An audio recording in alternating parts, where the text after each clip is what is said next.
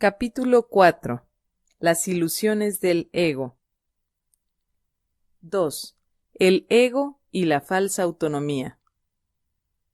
Es razonable preguntarse cómo pudo la mente haber inventado al ego.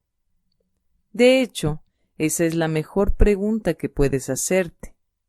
Sin embargo, no tiene objeto dar una respuesta en función del pasado, porque el pasado no importa, y la historia no existiría si los mismos errores no siguiesen repitiéndose en el presente.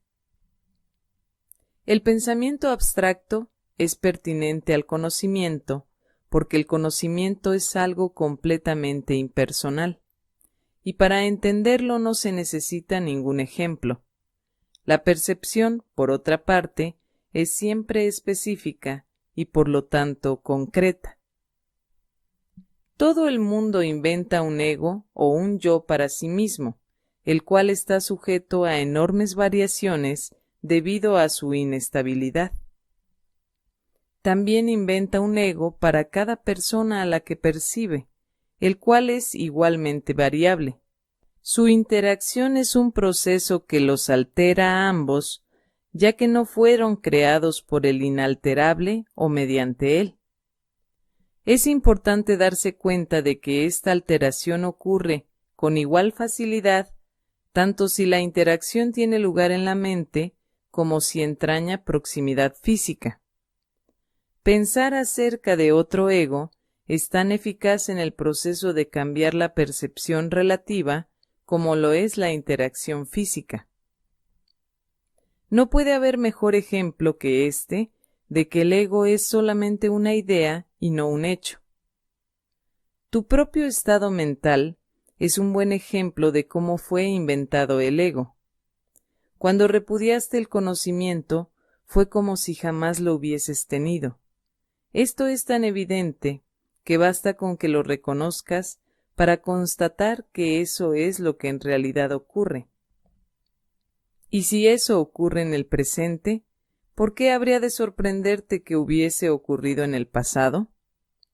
Asombrarnos ante lo inusual es una reacción comprensible, pero asombrarnos ante algo que ocurre con tanta frecuencia no lo es en absoluto. No olvides, no obstante, que la mente no tiene por qué operar así, aunque así es como opera ahora. Piensa en el amor que los animales sienten por sus crías y en la necesidad que sienten de protegerlas.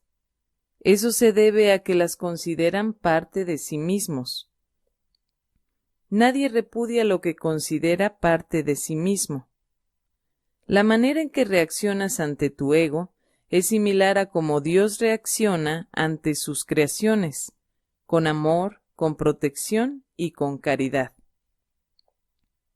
Tus reacciones ante el yo que inventaste no son sorprendentes. De hecho, son muy similares a la forma en que algún día reaccionarás ante tus creaciones reales, las cuales son tan eternas como tú. No es cuestión, por lo tanto, de cómo reaccionas ante el ego, sino de lo que crees ser. Creer es una función del ego, y mientras tu origen siga sujeto a interpretaciones, lo seguirás viendo desde el punto de vista del ego. Cuando el aprendizaje deje de ser necesario, simplemente conocerás a Dios. La creencia de que hay otra forma de percibir es la idea más sublime de que es capaz el pensamiento del ego. Ello se debe a que dicha idea reconoce, aunque sea mínimamente, que el ego no es el ser. Socavar el sistema de pensamiento del ego no puede sino percibirse como un proceso doloroso, aunque no hay nada que esté más lejos de la verdad. Los bebés gritan de rabia cuando se les quita un cuchillo o unas tijeras, a pesar de que si no se hiciese, podrían lastimarse. En este sentido, todavía eres un bebé. No tienes una idea clara de lo que es el verdadero instinto de conservación y probablemente decidirás que necesitas precisamente lo que más daño te haría. Sin embargo, tanto si lo reconoces ahora como si no, has acordado cooperar en el empeño por llegar a ser inofensivo y servicial, atributos estos que son necesariamente inseparables. Incluso las actitudes que tienes a ese respecto son basadas en el ego. Esto, sin embargo, no perdurará. Ten paciencia mientras tanto y recuerda que el desenlace es tan seguro como Dios. Solo aquellos que tienen una sensación real y duradera de abundancia pueden ser verdaderamente caritativos. Esto resulta obvio cuando consideras lo que realmente quiere decir ser caritativo. Para el ego, dar cualquier cosa significa tener que privarse de ella. Cuando asocias el acto de dar con el sacrificio, das solamente porque crees que de alguna forma vas a obtener algo mejor, y puedes, por lo tanto, prescindir de la cosa que das. Dar para obtener es una ley ineludible del ego, que siempre se evalúa a sí mismo en función de otros egos. Por lo tanto, está siempre obsesionado con la idea de la escasez, que es la creencia que le dio origen. Su percepción de otros egos como entes reales no es más que un intento de convencerse a sí mismo de que él es real. El amor propio, desde el punto de vista del ego, no significa otra cosa que el ego se ha engañado a sí mismo creyendo que es real y por lo tanto está temporalmente menos inclinado a saquear. Ese amor propio es siempre vulnerable a la tensión, término este que se refiere a cualquier cosa que él perciba como una amenaza a su existencia. El ego vive literalmente a base de comparaciones. La igualdad es algo que está más allá de lo que puede entender y por lo tanto le es imposible ser caritativo. Lo que el ego da nunca emana de una sensación de abundancia porque él fue engendrado precisamente como un sustituto de ésta. Por eso es por lo que el concepto de obtener surgió en su sistema de pensamiento. Los apetitos son mecanismos para obtener, que representan la necesidad del ego de ratificarse a sí mismo. Esto es cierto tanto en el caso de los apetitos corporales como en el de las llamadas necesidades más elevadas del ego. El origen de los apetitos corporales no es físico. El ego considera al cuerpo como su hogar y trata de satisfacerse a sí mismo a través de él. Pero la idea de que eso es posible es una decisión de la mente, que está completamente confundida acerca de lo que realmente es posible. El ego cree que tiene que valerse por sí mismo para todo, lo cual no es más que otra forma de describir cómo cree que él mismo se originó.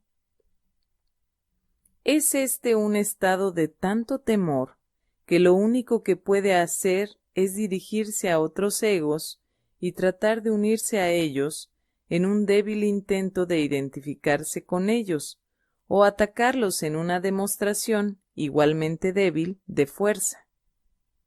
No es libre, no obstante, de poner en tela de juicio la premisa que da lugar a todo eso, pues esa premisa es su base. El ego es la creencia de la mente según la cual tiene que valerse completamente por sí misma. Los incesantes esfuerzos del ego por ganar el reconocimiento del espíritu y establecer así su propia existencia son inútiles. El espíritu en su conocimiento no es consciente del ego. No lo ataca, simplemente no lo puede concebir en absoluto. Aunque el ego tampoco se percata del espíritu, se percibe a sí mismo rechazado por algo más grande que él. Por eso es por lo que el amor propio, tal como el ego lo concibe, no puede por menos que ser ilusorio. Las creaciones de Dios no crean mitos, si bien el esfuerzo creativo se puede trocar en mitología. Esto puede suceder, sin embargo, solo bajo una condición. Lo que fabrica deja de ser creativo. Los mitos pertenecen exclusivamente al ámbito de la percepción, y las formas que adoptan son tan ambiguas y su naturaleza está tan marcada por la dicotomía entre el bien y el mal, que ni siquiera el más benévolo de ellos está exento de connotaciones aterradoras. Los mitos y la magia están íntimamente relacionados, ya que los mitos generalmente tienen que ver con el origen del ego, y la magia con los poderes que el ego se atribuye a sí mismo. Los sistemas mitológicos incluyen, por lo general, alguna descripción de la creación y la conectan con su forma particular de magia. La llamada lucha por la supervivencia no es más que la lucha del ego por prolongar su propia existencia, así como la interpretación que ha hecho con respecto a su comienzo. Este comienzo casi siempre se asocia con el nacimiento físico, ya que resulta difícil sostener que el ego existía antes de ese momento. Los más religiosos de los mitos, basados en el ego, puede que postulen que el alma existía antes y que seguirá existiendo después de un lapso temporal de vida en el ego. Algunos postulan incluso que el alma será castigada por este lapso. La salvación, no obstante, no es aplicable al espíritu, pues éste no está en peligro y por lo tanto no tiene que ser rescatado. La salvación no es otra cosa que mentalidad recta, que aunque no es la mentalidad uno del Espíritu Santo, se debe alcanzar antes de que la mentalidad uno pueda ser reinstaurada. La mentalidad recta conduce automáticamente al siguiente paso, ya que la percepción correcta está completamente exenta de cualquier forma de ataque, y por lo tanto, la mentalidad errada desaparece. El ego no puede sobrevivir sin hacer juicios, y por consiguiente se le abandona. La mente tiene entonces una sola dirección por la cual avanzar. La dirección que sigue es siempre automática, pues no puede sino acatar los dictados del sistema de pensamiento al que se adhiere. No se puede hacer demasiado hincapié en el hecho de que corregir la percepción es simplemente un expediente temporal. Dicha corrección es necesaria únicamente porque la percepción falsa es un obstáculo para el conocimiento, mientras que la percepción fidedigna es un trampolín hacia él.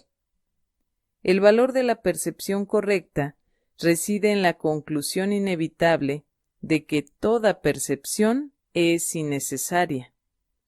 Esto elimina el obstáculo por completo.